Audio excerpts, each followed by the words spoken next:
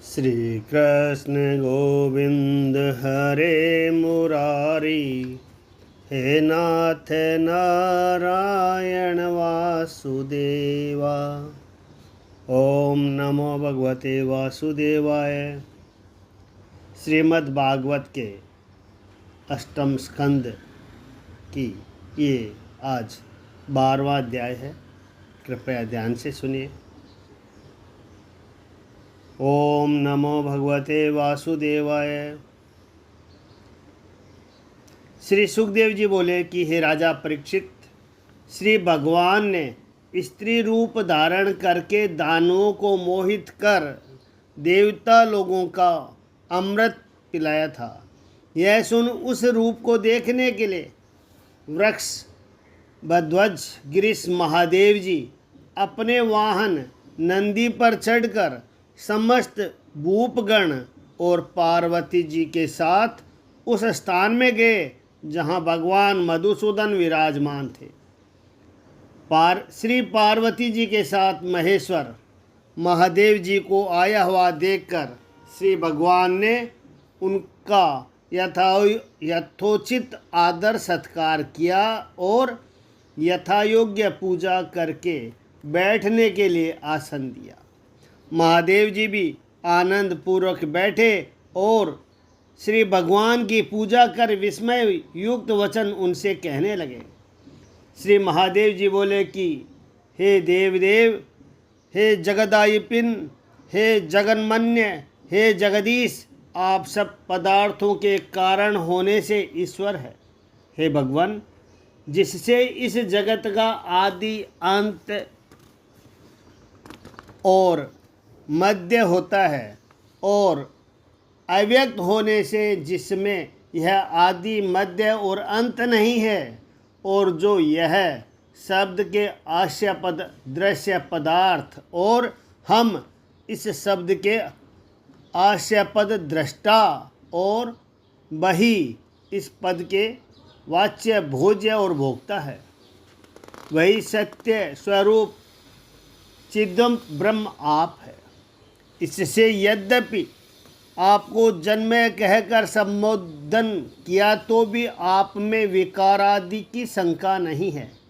हे भगवान, आप जो ऐसे हैं इसमें मुमुक्ष जनों को आचार ही प्रमाण है, क्योंकि श्रेष्ठ काम निराशी मुनि लोग इस काल में और परकाल में संग छोड़ आपके चरण कमल की वंदना किया करते हैं।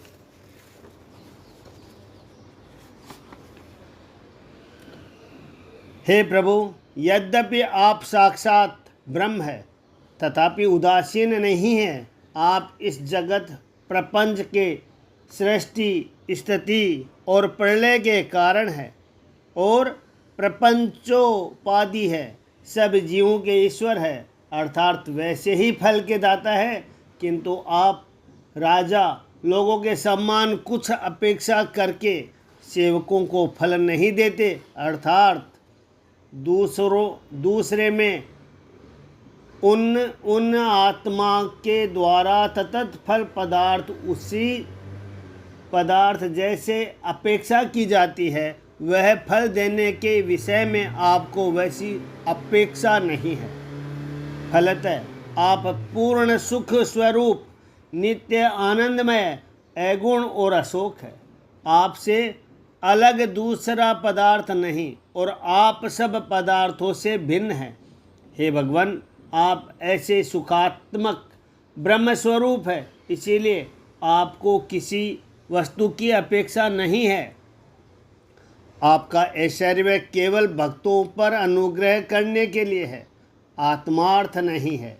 हे देव, जैसे कुंडलादि रूप सुवर्ण और केवल सुवर्ण यह दोनों एक ही वस्तु है, वैसे ही सत और असत अर्थात कार्य कारण रूपद्वय दो है और परम कारण रूप अदेय एक आप ही है। अज्ञान के वश होकर लोग आप में भेद कल्पना किया करते हैं, परंतु वास्तव में आप निरुपाधि है। गुण द्वारा ही आपका भेद होता है, स्वयं कोई भेद नहीं है। हे भगवान, अज्ञान के वश होकर लोग अनेक भांति से आपका वर्णन किया करते हैं, परंतु कोई भी तत्व नहीं जानता। कोई पुरुष, वेदांती लोग आपको ब्रह्म मानते हैं और कोई कोई मीमांसक आपको धर्म कहते हैं। कुछ लोग सांख्य जानने वाले प्रकृति पुरुष से परे आपका वर्णन करते हैं और दूसरे पंचरात्रज्ञ पुरुष नवशक्ति युक्त परम पुरुष कहकर आपको बताते हैं और कुछ पातंजलि दर्शन जानने वाले अव्यय स्वतंत्र महापुरुष आपको कहते हैं। हे ब्रह्मा, मैं महेश्वर और मरीचि प्रभूति मुनि जोगी सत्व गुण से उत्पन्न हुए हैं। वे आपकी माया द्वारा चित हर जाने पर जब वह भी आपके रचित ब्रह्मांड के तत्वों को नहीं जानते, तब दैत्य मनुष्य की जितनी उत्पत्ति और वृत्ति राजस तामस से हुई है, वे आपको क्या जानेंगे। अर्थात वे आपको नहीं जानते, परंतु आप जगत का जन्म, स्थिति, नाश, सब प्राणियों की चेष्टा, जगत के बंधन और मोक्ष सबको ही जानते हो। जिस प्रकार वायु चर अचर देव समूह है और आकाश में व्याप्त हो रहे हैं, वैसे ही आप भी आत्म स्वरूप से सब चराचर में व्याप्त हो रहे हैं। आप ज्ञान स्वरूप है, इस कारण सबके आत्मा है।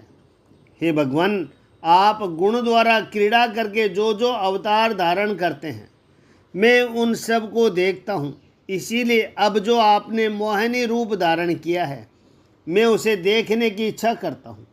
जिस मोहिनी रूप से आपने दुर्दम दानवों को मोहित किया और देवताओं को अमृत पिलाया, मैं वही मोहिनी रूप देखने के लिए यहाँ आया हूँ, क्योंकि इसके लिए मुझे बड़ा कौतूहल हुआ है। श्री सुखदेव जी बोले कि हे राजन, जब शूलपाणी महादेव जी ने ऐसी प्रार्थना की, तब श्री भगवान मुस्कुराकर गंभीर वाणी से महादेव जी के प्रति कहने लगे।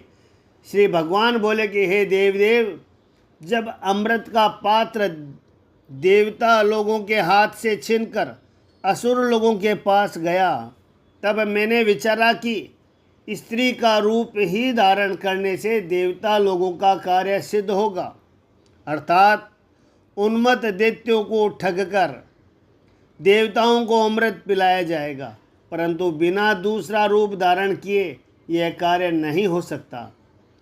इसलिए दानव लोगों के कौतूहलार्थ ठगाई, मोहनादिक सारस्वरूप यह कामिनी रूप हमने धारण किया। हे सुरश्रेष्ठ, आप हमारे उस मोहनी रूप के देखने की इच्छा करते हैं। अच्छा, आपको दिखाया जाएगा। उस रूप को कामी पुरुष बहुत ही मानते हैं। उससे मीन केतु यानी कामदेव का उदय हो जाता है।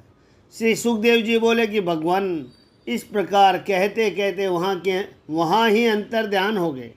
उस समय महादेव जी अपनी भार्या पार्वती सहित चारों ओर दृष्टि करते हुए रूप के देखने की उत्कंठा से बैठे रहे।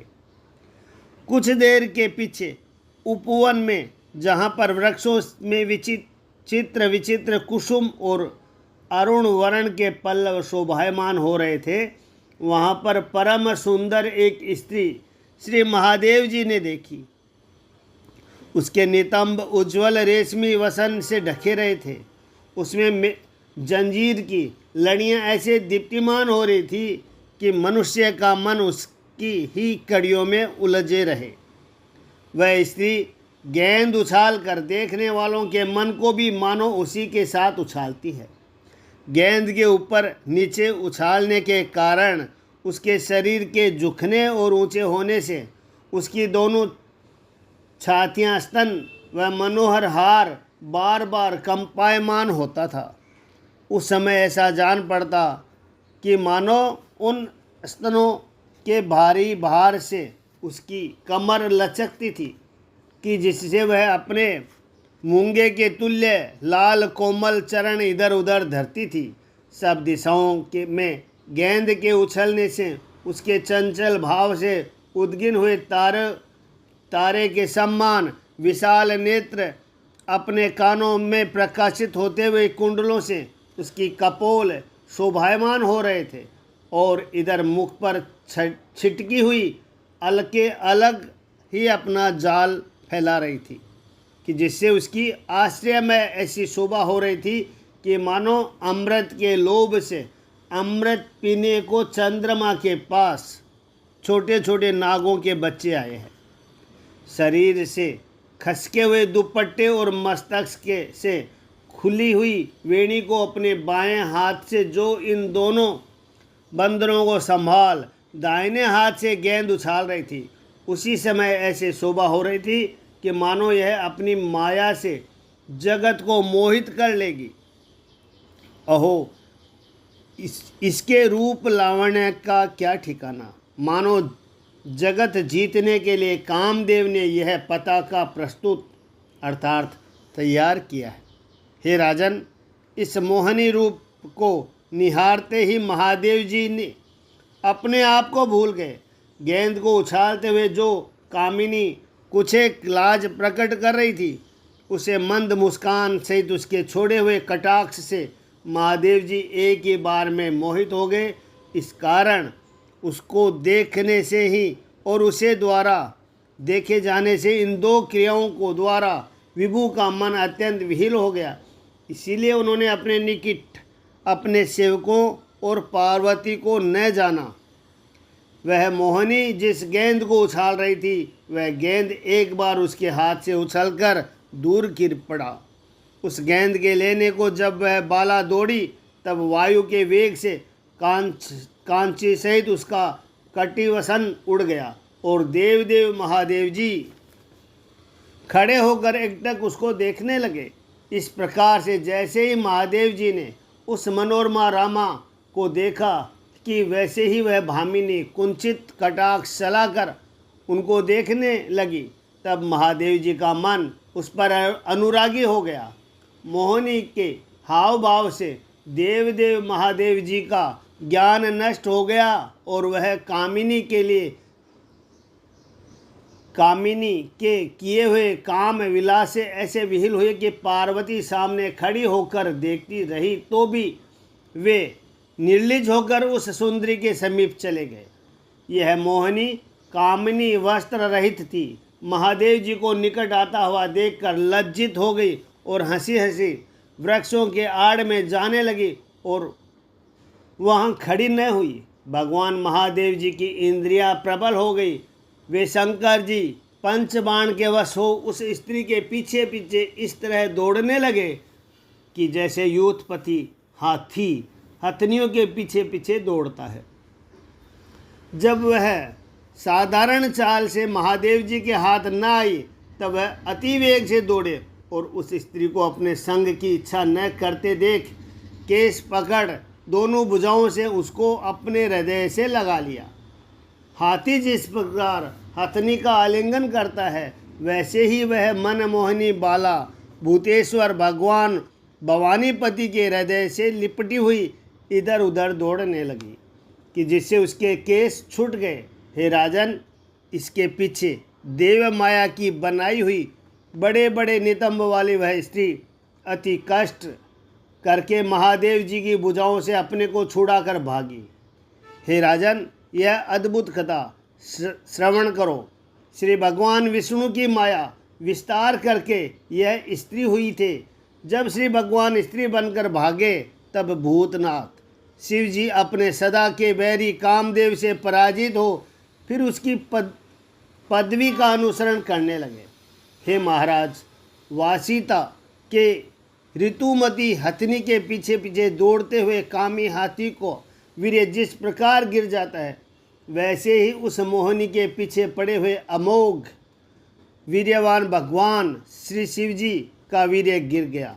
हे कुरुवर, देवश्रेष्ठ महादेव जी का वह वीर्य पृथ्वी के जिस जिस स्थान में गिरा, उन सब स्थानों में सुवर्ण और चांदी की खानें हो गई। देव महादेव जी इस प्रकार के से मोहिनी के पीछे दौड़ते दौड़ते नद नदी सरोवर गिरिवर वन, उपवन और जहाँ जहाँ ऋषि लोग रहते थे उन सभी स्थानों में पहुँचे। हे नृपश्रेष्ठ, जब वीर्य गिर गया तब भगवान भव ने जान लिया कि हम देव माया से मोहित हुए हैं। तब वे इस व्यापार से निवृत्त हुए जिस जगदात्मा का वीर्य जानने के योग्य नहीं है। उसके महात्म्य का महादेव जी ने स्मरण किया और उनकी माया करके अपने को मोहित हो जाने को भी कुछ आश्चर्य नहीं माना। उसके पीछे मधु दैत्य के मारने वाले भगवान मधुसूदन अपना पुरुष रूप धारण करके फिर प्रकट हुए और उन देवदेव महादेव जी को क्षोभ रहित व लज्जा रहित देखकर प्रसन्न हो यह वचन कहने लगे। श्री भगवान बोले कि हे देवश्रेष्ठ, आप हमारी स्त्री रूप माया से मोहित होकर भी जो अपनी प्रकृति को प्राप्त हुए, यह बड़े भाग्य की बात है। आप निसंदेह अपनी आत्मा में स्थिर है। हे देव, आपके बिना ऐसा कौन पुरुष है जो अनुरागी होकर फिर हमारी माया से पार पा सके। हमारी माया अनिर्वचनीय भाव प्रकट किया करती है। कच्ची बुद्धि वाली पुरुष की क्या सामर्थ्य है जो इससे पार पाए।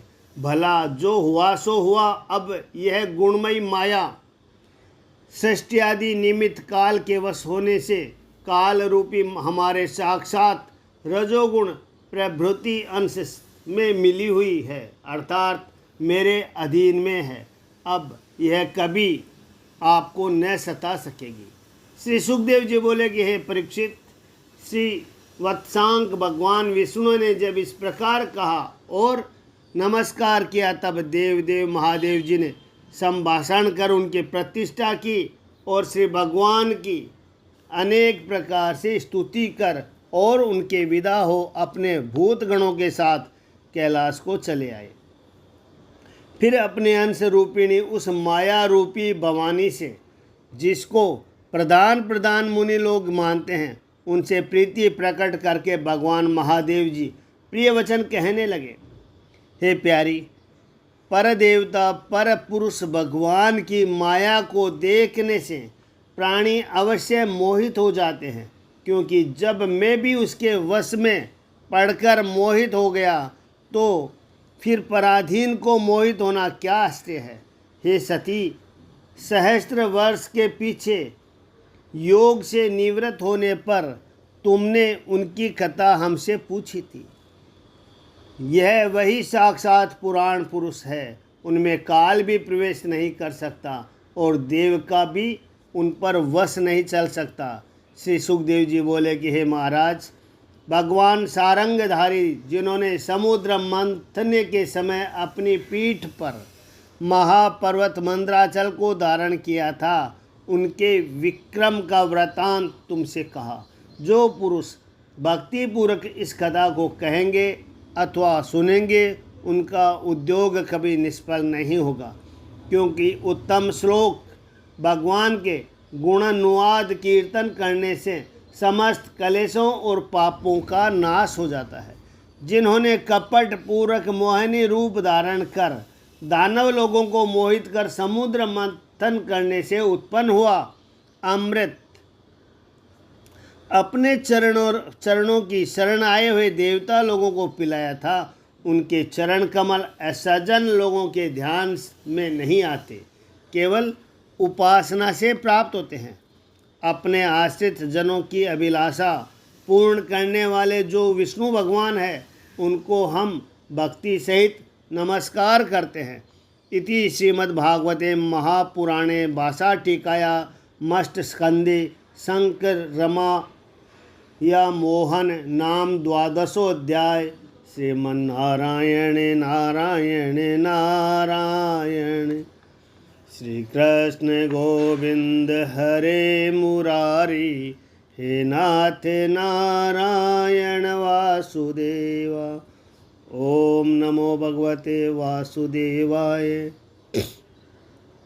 इतनी कथा सुनाकर महामुनि श्री सुखदेव जी राजा परीक्षित से कहने लगे कि हे नृपश्रेष्ठ, विवस्वान के पुत्र श्राद्धदेव नामक सप्तमम मनु हुए। जो अभी वर्तमान है उनकी संतान का वृतांत कहता हूँ, तुम सुनो। हे परतंप, इक्ष्वाकु, नभग, घ्रष्टा, शर्यार्थी, नार्यशंति, नाभाग, दृष्टि, करुष, प्रसग्न और वसुमान, ये 10 विवस्वत मनु के पुत्र हुए। हे राजन, इस मनवंतर में आदित्य, वसु, रुद्र, विश्व देवा, मरुदगण, 2 अश्वनी कुमार और भृगु देवता हुए। पुरंदर इन सब देवताओं का इंद्र हुआ। कश्यप, अत्रि, वशिष्ठ, विश्वामित्र, गौतम, जमदग्नि और भारद्वाज, ये 7 ऋषि हुए। इन मनवंतरों को भी प्रजापति कश्यप जी से अदिति के गर्भ में भगवान विष्णु का अवतार हुआ। विवस्वान, अयरमा, पूषा इत्यादि जो 12 आदित्य है, सबके पीछे उनके बीच जन्म लेकर यह विष्णु भगवान वामन रूप हुए थे। वह 7 मनवंतरों की कथा तो मैं तुम्हारे निकट वर्णन कर चुका हूँ। अब भगवान के अवतार से युक्त जो मनवंतर आगे को होंगे उनकी कथा कहता हूँ, वह आप सावधान होकर सुनिए। हे राजन, विवस्वान यानी सूर्य की 2 स्त्रियां थीं। वे दोनों विश्वकर्मा की कन्या थी। सूर्य भगवान के 2 स्त्रियां थीं। वे दोनों विश्वकर्मा की कन्या थी। संज्ञा और छाया उनके नाम थे, जिनका वृतांत पहले कर चुका हूँ। कोई ऋषि कहते हैं कि सूर्य भगवान की तीसरी स्त्री भी थी, जिसका नाम था वड़वा था, परंतु हमारे मत से तो संज्ञा का नाम पीछे वड़वा हुआ। जो भी हो, इन स्त्रियों में संज्ञा के 3 संतान हुई, यथा यम यानी यमी, यमुना और श्राद्ध देव। यम, यमी और श्राद्ध देव। अब छाया की संतान का वृत्तांत कहते हैं, वह सुनो। छाया के एक पुत्र का नाम सावर्णी हुआ और तप्ती नामक एक कन्या, जो कि सवर्ण की स्त्री हुई। इस छाया के शनिश्चर नामक एक तीसरा पुत्र हुआ। विश्वान के वड़वा नामक जो तीसरी स्त्री थी, उससे ही दोनों अश्वनी कुमारों का जन्म हुआ। श्री सुखदेव जी बोले कि हे परीक्षित, 8वें मनवंतर के आने पर सावर्णी नामक मनु होंगे। निर्मोक, विरजस इत्यादि इस सावर्णी मनु के पुत्र होंगे। इसके समय में सुतपा, विरजा, अमृत प्रभा यह देवता और विरोचन का पुत्र बलि इंद्र होगा। यह राजा बलि का कोई साधारण पुरुष नहीं है। स्वयं भगवान विष्णु ने इसके द्वार पर जाकर 3 चरण पृथ्वी मांगी थी। तब राजा बलि ने समस्त पृथ्वी दान कर दी और 7वें मनवंतर में भगवान के प्रसाद से पाए हुए इंद्र पद को त्याग व सिद्धियों को प्राप्त होंगे। हे राजन, प्रथम तो वामन जी ने राजा बलि को बांधा, फिर प्रसन्न होकर सूतल नामक पाताल में स्थापित किया। वह राजा बलि वहाँ स्वर्ग से भी श्रेष्ठ उस स्थान में इंद्र के समान वास करता है।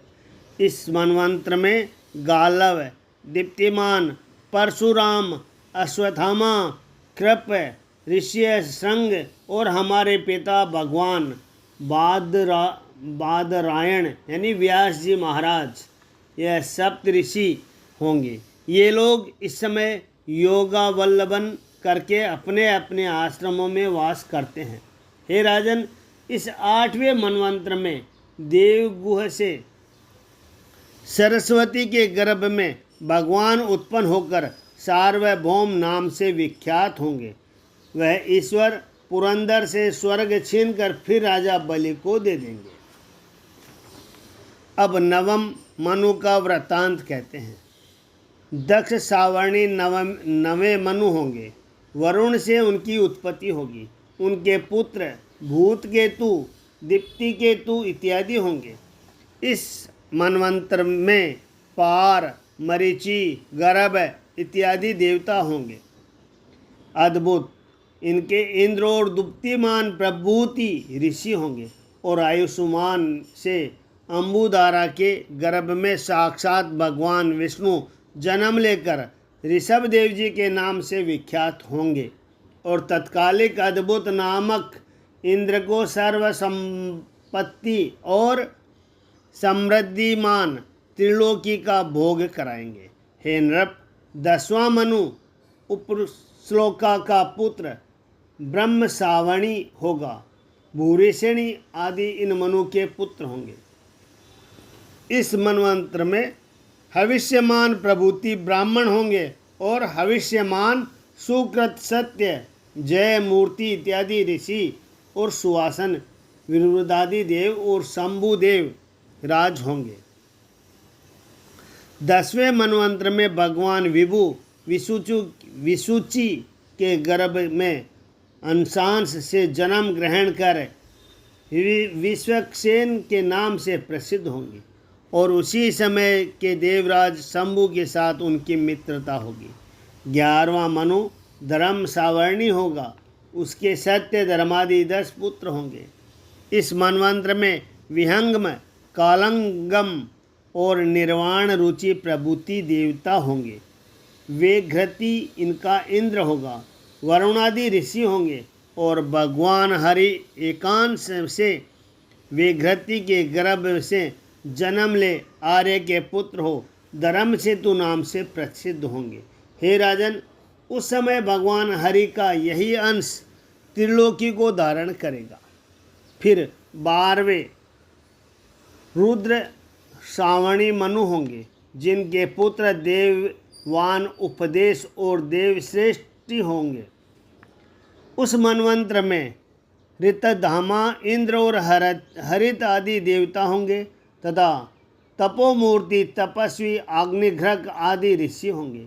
और भगवान हरि का अंश सत्य सह विप्र की सुनृता नामक कन्या से उत्पन्न होगा। वह भगवान स्वथामा नाम से विख्यात होंगे, जिनके कारण इस मनु का समय अत्यंत प्रसिद्ध होगा। 13वां मनु देव सावर्णी होगा। चित्रसेन, विचित्रादि उसके पुत्र होंगे। मनवंत्र के सुकर्मा, सूत्रमादि देवता इसी दिवस्वपति, देवराज और निमो के तत्वदर्शा ऋषि होंगे। इस मनवंत्र के समय भगवान हरि बृहति के गर्भ में एक अंश से अवतार लेकर देवहोत्र के पुत्र होंगे और योगेश्वर नाम से प्रसिद्ध हो तत्कालिक दिव संपत्ति नामक इंद्र का कार्य सिद्ध करेंगे। फिर इंद्र सावर्णी नामक 14वां मनु होगा। उरु, गंभीर, वृंदन प्रभूति उसके पुत्र होंगे। इस मनवंत्र में पवित्र चाक्षुष प्रभुता देवता, शुचि नायक देवराज और अग्निबाहु शुचि, शुद्ध, मांगद प्रभूति ऋषि होंगे।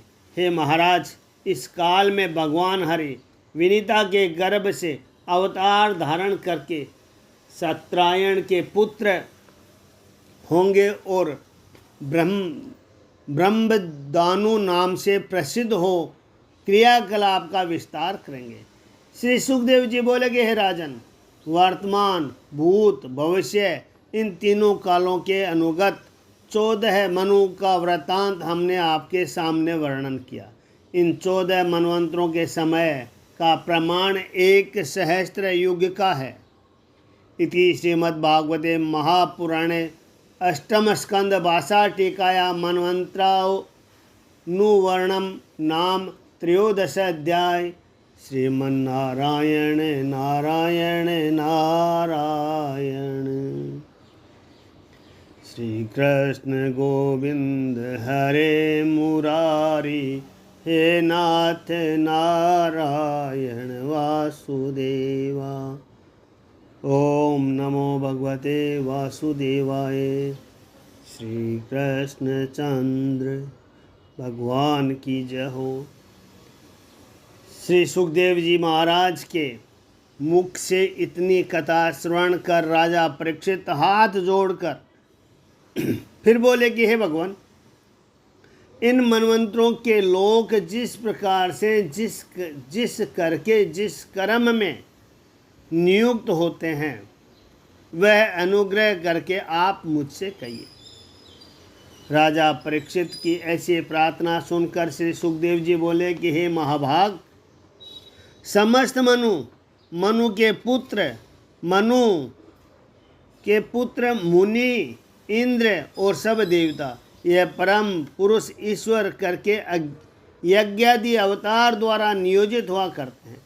इन सब मनवंतरों में यज्ञादि जो पुरुषी मूर्ति अर्थात ईश्वर के अवतार लेने का वर्णन की गई है, उन समस्त मूर्तियों द्वारा नियोजित हो मनु आदि लोग जगत का कार्य किया करते हैं। हे महाराज, चारों योगों के अंत में श्रोतिगण कालग्रस्त हुए थे। इन मनवंतरों में ऋषि लोग अपने अपने तप से उन सब का दर्शन किया करते हैं। उन श्रुतियों के ही द्वारा सनातन धर्म फिर प्रकट होता है। भगवान हरि से प्रेरित हुए मुनि लोग चार पांवों वाले धर्म को साक्षात अपने अपने समय में पृथ्वी पर फैलाते हैं। प्रजापाल अर्थात मनु के पुत्रगण जब तक कि मनवंतर का अंत नहीं होता, तब तक पुत्र पौत्रादि के कर्म से उस धर्म का पालन करते हैं और देवता लोग यज्ञ भाग ग्रहण करते हैं। भगवान की दी हुई त्रिलोकी की बड़ी संपत्तियों को भोगते हुए इंद्र देवता तीनों लोगों का पालन करते हुए जल की वर्षा करते हैं। हे राजन, भगवान हरि प्रत्येक युग में सनकादिक सिद्ध रूप धारण करके ज्ञानोपदेश करते हैं। याज्ञवल्क्य आदि ऋषि रूप धारण करके योगोपदेश करते हैं। मरीच्यादि प्रजापति रूपी होकर प्रजा सृष्टि, राजमूर्ति होकर चोरों का वध और काल रूपी होकर समस्त का संहार किया करते हैं। उस काल में उनकी शीतोष्णादि गुण अलग अलग हो जाते हैं। हे कुरुश्रेष्ठ, लोग अनेक शास्त्रों के द्वारा उन हरि के तत्व निरूपण करने का यत्न करते हैं, परंतु नाम रूपात्मिक का माया करके उनके आत्मा के मोह जानने के कारण बहुत यत्न करके भी उनको नहीं देख पाते। हे महाराज, कल्प और अवान्तर कल्प का प्रमाण यह आपके सामने मैंने कहा, जिसे पुरावृत्ति के जानने वाले 14 मनवंतर वर्णन किया करते हैं।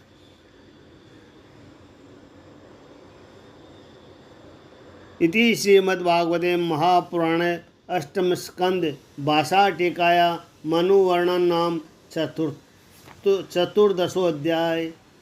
श्रीमन्नारायण नारायण नारायण, श्री कृष्ण गोविंद हरे मुरारी, हे नाथ नारायण वासुदेवा।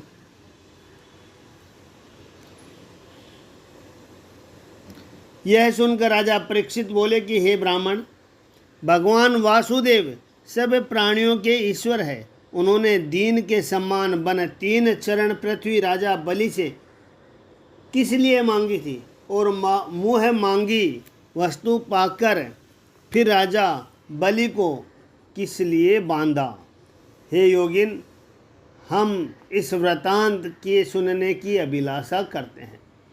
इस बात को जानने के लिए हमको बड़ा कौतूहल हुआ है, क्योंकि पूर्ण स्वरूप ईश्वर की याचना और निरपराधी राजा बलि को बांधना, ये दोनों बड़े ही आश्चर्य की बात है।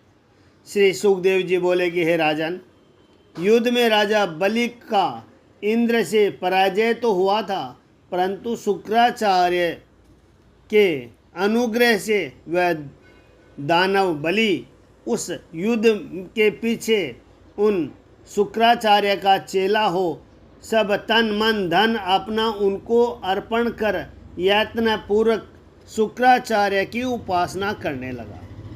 राजा बलि की सेवा से शीघ्र ही भृगवंशी ब्राह्मण प्रसन्न हो गए। वह महान ब्राह्मण यह जानकर कि राजा बलि स्वर्ग के जीतने की इच्छा करता है, संतुष्ट हुए और श्रेष्ठ ब्राह्मणों के साथ शुक्राचार्य जी महाभिषेक द्वारा यथाविधि से राजा बलि का अभिषेक कर उसे विश्वजीत यज्ञ की विधि से यज्ञ कराने लगे। जब उस यज्ञ की अग्नि में उचित हवि होम दी गई, तब अति शीघ्र उस अग्नि में से सुवर्ण के पट से बंधा हुआ एक इंद्र के रथ के घोड़ों के समान हरे वर्ण के घोड़े और सिंह की मूर्ति जिस पर विराजमान ऐसी एक ध्वजा, सुवर्ण के बंधों से बंधा हुआ दिव्य धनुष एवं अक्षय बाणों से परिपूर्ण 2 तरकस और दिव्य कवच यह वस्तु निकली। जब राजा बलि ने यज्ञाग्नि से इन सब सामग्रियों को पाया, तब उनके दादा परम भक्त प्रहलाद जी ने उनको एक फूलों की माला दी कि जिसके गूथे हुए फूल कभी नहीं कुंभलाते थे, और शुक्राचार्य जी ने एक शंख दिया। हे राजन, भृगुवंशी ब्राह्मणों ने राजा बलि को इस प्रकार से रण की सामग्रियां दिलवाई और फिर उनका स्वस्तियन किया। तब राजा बलि ने प्रणाम कर उन सब की प्रदक्षिणा की, फिर चरण छूकर अपने दादा प्रहलाद को प्रणाम किया। फिर भृगुजी के दिए हुए दिव्य रथ पर सवार हो शोभायमान माला पहन कवच धारण किया, फिर धनुष और कवच ग्रहण करके पीठ में तरकस बांधा। हे राजन, सुवर्ण की भुजबंदों से राजा बलि की दोनों भुजाएं दीप्तिमान हो रही थी। दोनों कानों में मकराकार कुंडल दमक रहे थे। इस प्रकार राजा बलि रथारूढ़ हो कुंड में विराजमान अग्नि के समान शोभायमान होने लगा, जिनका बल और ऐश्वर्य राजा बलि के ही समान था, और जो गगनमंडल को अपनी दृष्टि से पान कर और दिशाओं को मानो भस्म ही कर देते थे। ऐसे दैत्य युद्ध पतिगण अपने अपने युद्धों के साथ जाकर राजा बलि के साथ मिल गए। राजा बलि उन सब असुरों की बड़ी भारी सेना को संग ले सब संपत्तियों से भरी पूरी अमरावती की ओर चला। राजा बलि ने चलने के समय मानो पृथ्वी स्वर्ग दोनों कंपायमान हो रहे थे।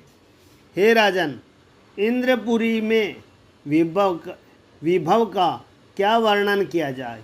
यह पूरी शोभायमान नंद नादी उपवन व उद्यान समूह से युक्त होकर अतिशय रमणीय हो रही थी।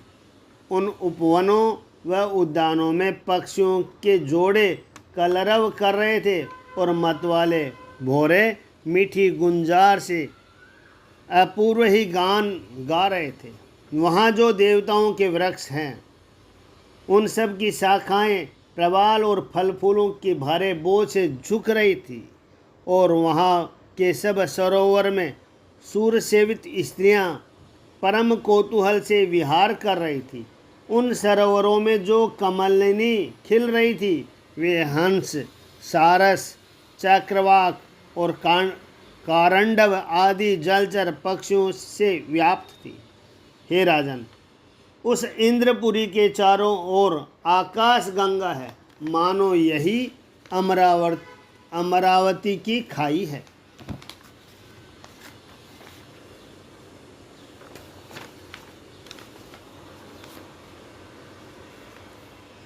इस इंद्रपुरी के चारों ओर अति ऊंची चार दीवारें हैं। उस चार दीवारी के ऊपर सामरिक अड़े बुर्ज बने हुए हैं।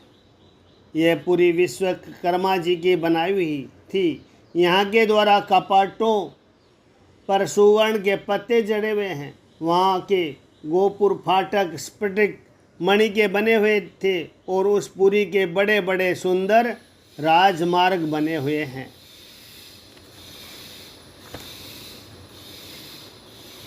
वह पूरी सभा चौक गली उनमें संपन्न थी। 10 करोड़ गंधर्व और अप्सराएं वहाँ पर रहते थे। अनंत विमान वहाँ पर धरे थे। हीरा मूंग मोती भी वहाँ ढेर के ढेर रखे थे और बाजार समस्त संपत्तियों से भरे हुए थे। हे राजन, इंद्रपुर की स्त्रियां बहुत रूपवती थी, जिनका यौवन और सुकुमारता कभी नष्ट नहीं होती, जिनके श्याम वर्ण थे और वचन भी निर्मल थे। वे इस प्रकार शोभायमान होती थी जैसे शिखा सहित अग्नि प्रकाशमान होती है। उस अमरावतीपुरी में देवता लोगों की स्त्रियों के केशों से हुई सुगंधित मालाओं की सुगंध ग्रहण किए हुए पवन प्रत्येक मार्ग में बह रहे हैं। सुवर्ण के झरोकों से निकले हुए श्वेत अगर के धुएं से ढके हुए राजमार्ग में देवताओं की प्यारी अप्सराओं के झुंड उस पुरी के राजमार्ग में चले जाते हैं। यह पुरी मुक्तायमान वितान यानी चंदोवा सुवर्णमय ध्वजा और विविध पताकाओं से सजे धजे हुए विमानों की अग्रभाग छाया से व्याप्त थी और मोर कबूतर भौरे आदि के शब्दों से शब्दायमान थी और विमान में बैठी हुई स्त्रियों के मनोहर गीतों से मंगल स्वरूप हो रही थी। अधिक करके यह पूरी मृदंग शंख ढोल दुंदुबी इत्यादि की ध्वनि और ताल सहित वीणा